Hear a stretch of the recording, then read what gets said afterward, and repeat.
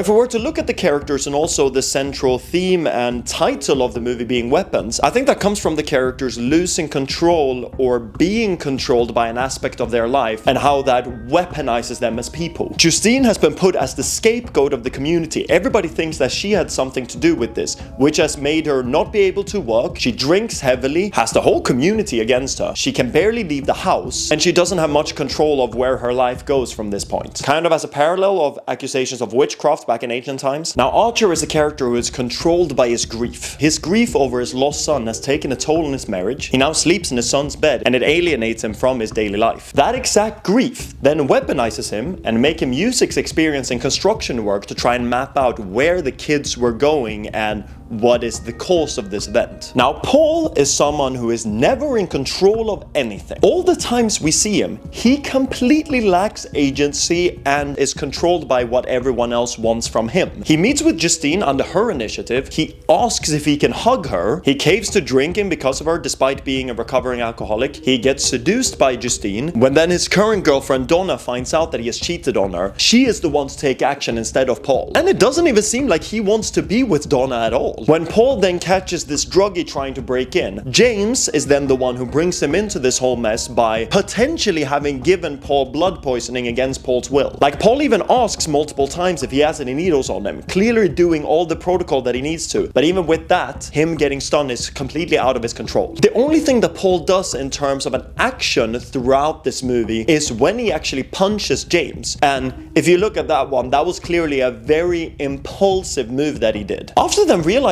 that he is on dashcam, he then turns to the chief of police to ask him what to do next. So Paul almost never makes any choices of his own and barely has any control over his life whatsoever. And then by being pulled into this situation by James, he then gets weaponized by Gladys later on. And James, of course, being someone who is controlled by his drug abuse and then via that being pulled into the situation by Gladys. So all of these characters lose control over or are being controlled by an aspect of their life, turning them into weapons for the story. That's at least my take of the title of the movie.